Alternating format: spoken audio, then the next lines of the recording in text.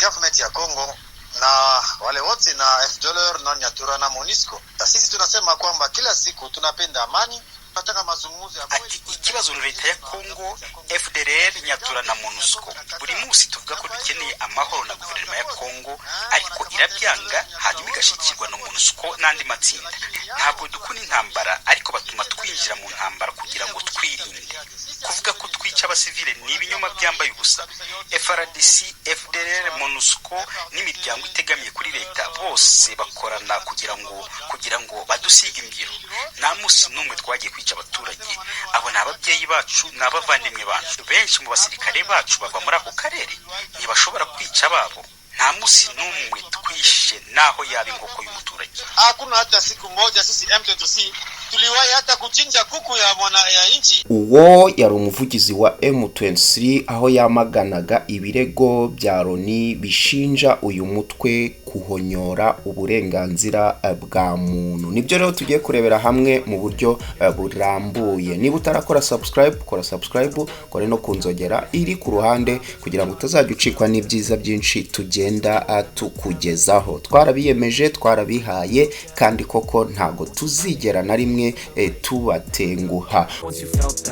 Ubuyobozi bw'inyeshyamba za M23 zikorera muri Repubulika Iharanira Demokarasi ya Kongo bwamaganye ibirego by'umuryango w'abibumbye bishinja uyu mutwe ibikorwa birimo ibyo guhonyora uburenganzira bwa muntu. Ibyo birego biri mu byagarutsweho n'intumwa yihariye y'umunyamabanga mukuru w'umuryango w'abibumbye muri Repubulika Iharanira Demokarasi ya Kongo, Bintou Keita, ubwo yari imbere y'akanama gashinzwe amahoro kuwa 29 Kamena 2022. Umuvugizi wa M23 Major Wiringoma mu itangazo ryasohotse kuwa 30 Kamena 2022 yashyizeho umukono, yavuze ko M23 ishima umuryango w'abibumbye n'izindi nzego zikora uko zishoboye kugira ngo umutekano wongere kuboneka muri Repubulika Iharanira Demokarasi ya Kongo. Yashimye umuhate wa Bintou Keita mu kwamagana imvugo zihembera urwango n'ihohoterwa rikorerwa abaturage bamwe muri iki gihugu, ariko agaragaza ko hari ibyo atigeze akomozaho muri iryo jambo yavugiye mu kanama gashinzwe amahoro. Muri byo harimo ubufatanye bw'ingabo za leta FARDC, inyeshyamba za FDLR, Mai Mai n'indi mitwe yitwaje intwaro yitwara nk'abajenosideri. Iri tangazo rikomeza rivuga ko iyo ngengabitekerezo yinjijwe mu gihugu imaze gufata intera mu nzego za leta, aho inzego za FARDC na polisi zikangurira abaturage kugirira abandi nabi.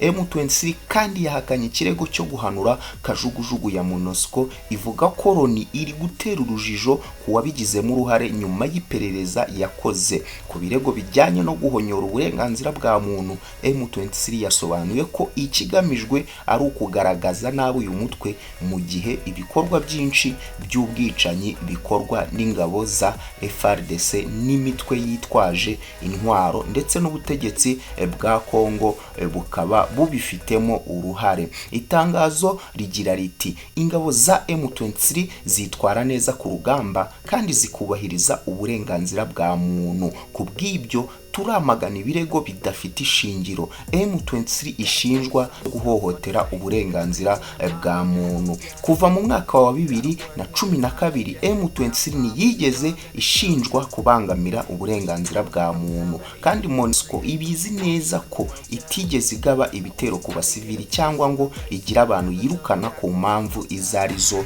zose. Ibyo birego byagaragajwe ngo bigamije gutesha agaciro ishingiro ry'intambara n'ishyirwa mu bikorwa ry'amasezerano yose nibyo guverinoma ya Repubulika Iharanira Demokarasi ya Kongo yari yariyemeje. M23 yamaganye ubwicanyi bwa hato na hato bukorerwa abaturage muri Ituri bikozwe na ADF, muri Ituri bigizwemo uruhare na Codeco ndetse ndetse n'ubukorwa muri rusange na FDLR. Uyu mutwe ukomeza uvuga ko yizeye ko intambara izarangira binyuze mu biganiro by'amahoro mu gihe haba hitawe ku mpamvu zayiteye. M23 imaze iminsi mu ntambara na FARDC, aho iki gihugu gishinja u Rwanda ko ruyitera inkunga, ibirego u Rwanda ruvuga ko bidafite ishingiro. Muri raporo nshya y'umuryango w'abibumbye watangaje ko kugeza ubu akanama gahuriweho gashinzwe gukurikirana ibibazo byo ku mipaka katarabona ikimenyetso na kimwe gihamya ko hari igihugu cy'amahanga cyaba cyaragize uruhare mu kubura imirwano ku mutwe wa M23 ndetse no kuwushyigikira.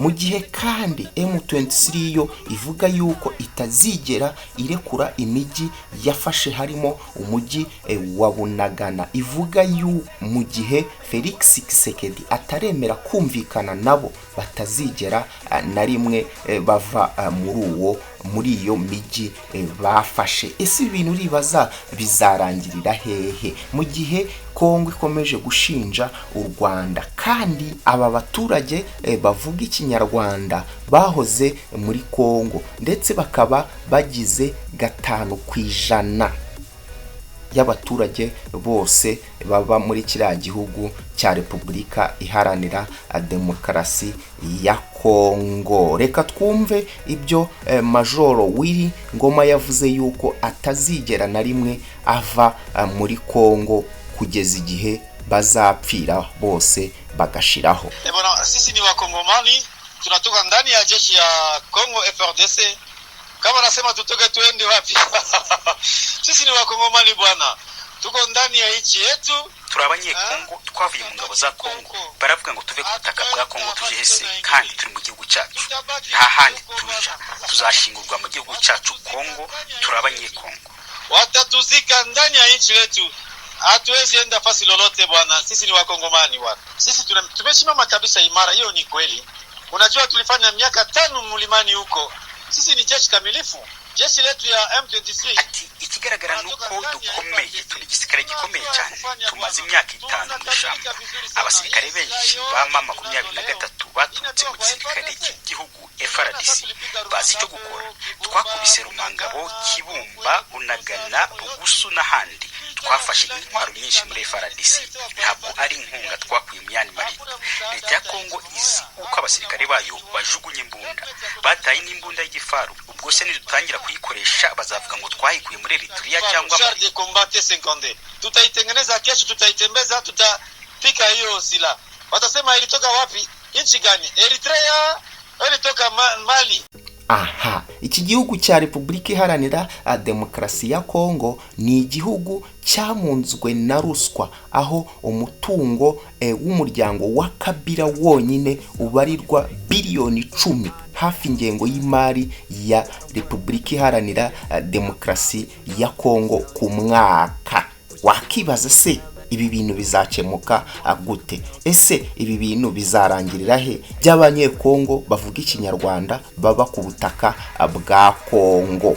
Ni ikibazo. Ni Paradizo TV, turaza kuguma tubagezaho byose uko biba bigiye bimeze, tubagezaho amakuru agiye atandukanye. Twarabiyemeje, twarabihaye, kandi koko ntago tuzigera tubatenguha n'umunsi n'umwe. Niba utarakora subscribe rero urimo uracikwa, kora subscribe, ukore no kunzogera iri ku ruhande kugira ngo utazajya ucikwa n'ibyiza byinshi tugenda tukugezaho. Muhorana nande na Bokarifu, tuguma dushimira uruhare cyangwa se dushimira uburyo mukomeje kureba ibiganiro tugenda tubagezaho ndetse n'amakuru mashyashya tugenda tubagezaho. Imana ikomeze ibaduhere umugisha udasanzwe. Reka rero tubonane ubutaha. Bye bye.